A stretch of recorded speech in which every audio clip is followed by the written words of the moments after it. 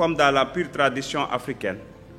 Lors des grands événements solennels où tout le village se réunit sous l'arbre à palabres au moment de conclure cette allocution, je voudrais lancer un appel retentissant et fort à tous nos frères et sœurs, en particulier la jeunesse africaine. Plus d'un demi-siècle après les indépendances, nous nous retrouvons une fois encore par les décrets du temps et du destin à la croisée des chemins. Nos ambitions légitimes en bandoulière et le destin de nos peuples en main.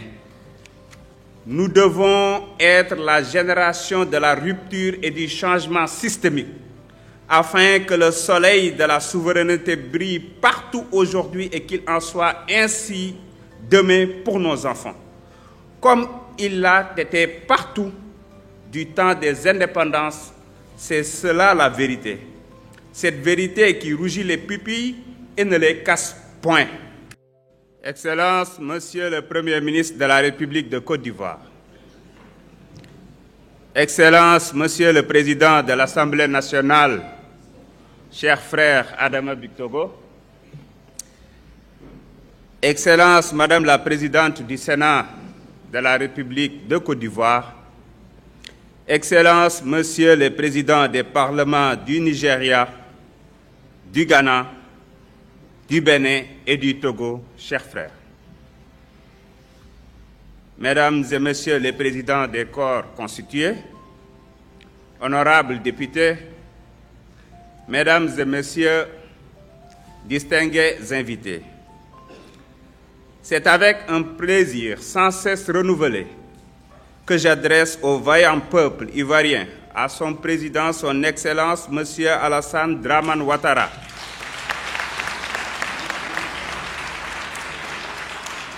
ainsi qu'à l'ensemble de son gouvernement, les fraternelles et chaleureuses salutations du peuple sénégalais, avec à sa tête le président, son Excellence, Bassirou Diomaye Diakhar Faye. Aussi, voudrais-je remercier chaleureusement mon cher frère et aîné, Adama Bictogo, qui a eu l'amabilité de me convier en qualité d'invité d'honneur à l'ouverture de cette première session ordinaire.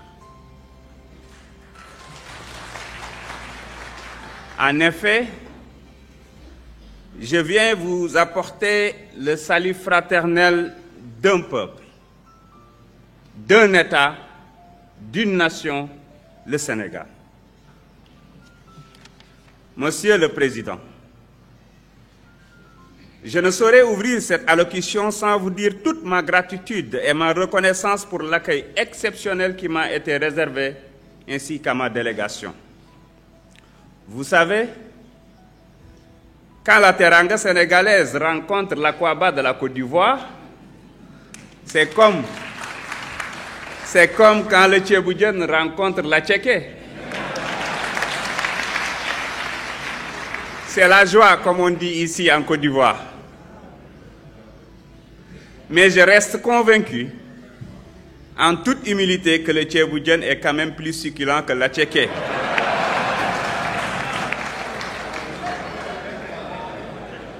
En plus de rappeler que nous sommes bien chez nous, en pays ami, cette marque infinie de courtoisie et de cordialité confirme l'excellence des relations profondes entre nos deux peuples. Ces liens solides, tissés à l'aube des indépendances, se sont consolidés à travers l'intégration de nos deux peuples qui, au-delà de leur appartenance commune à l'espace ouest-africain, sont attachés aux idéaux de la paix et de la solidarité.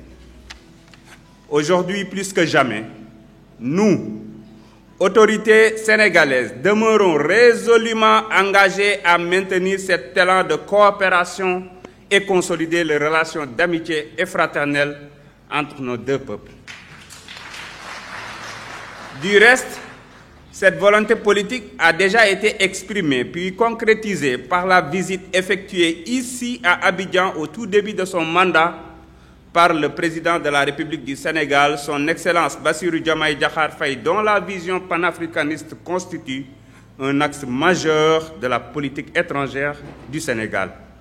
Nous, présidents de Parlement, devons œuvrer à renforcer la coordination, l'harmonisation législative et l'efficacité de nos actions afin de bâtir une CEDEAO véritablement tournée vers les peuples et répondant pleinement à leurs aspirations.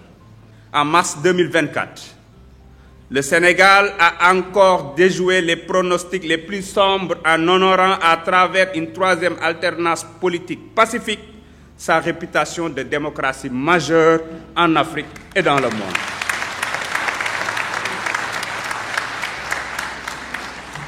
Dans la même veine, en accordant sa confiance au président Bassirou Diomaye Diakhar Faye, dès le premier tour de l'élection présidentielle du 24 mars 2024, le peuple sénégalais a, dans sa majorité, exprimé sa volonté de voir émerger un Sénégal nouveau et souverain, plus juste, plus prospère et plus fort dans une Afrique en marche. Cette confiance renouvelée lors des élections du 17 novembre 2024 traduit également l'attachement profond de nos compatriotes au projet porté par les nouvelles autorités que nous sommes. Ce projet est une vision ambitieuse déclinée à travers l'agenda national de transformation Horizon 2050 et la réalisation de l'unité africaine. En cela, il est le juste équilibre entre l'idéal national et le rêve panafricain, au demeurant immortel. À l'instar de votre Assemblée nationale plurielle, diversifiée et démocratique, nous voulons promouvoir la diplomatie parlementaire à travers une franche coopération bilatérale. Pour ma part, je demeure convaincu par la vitalité démocratique et notre attachement commun aux idéaux de la paix, de sécurité et de solidarité. Pour ce faire, il nous faut aujourd'hui plus que jamais créer des espaces de dialogue où les parlementaires de toute l'Afrique pourront se retrouver pour échanger et bâtir des ponts entre nos peuples. Telle est la forte conviction du Parlement que j'ai l'honneur de présider. Telle doit être sa vocation. Monsieur le Président, comme dans la pure tradition africaine, lors des grands événements solennels où tout le village se réunit sous l'arbre à palabres au moment de conclure cette allocution, je voudrais lancer un appel retentissant et fort à tous nos frères et sœurs, en particulier la jeunesse africaine. Plus d'un demi-siècle après les indépendances, nous nous retrouvons une fois encore par les décrets du temps et du destin à la croisée des chemins, nos ambitions légitimes en bandoulière et le destin de nos peuples en main. Nous devons être la génération de la rupture et du changement systémique, afin que le soleil de la souveraineté brille partout aujourd'hui et qu'il en soit ainsi demain pour nos enfants, comme il l'a été partout du temps des indépendances. C'est cela la vérité.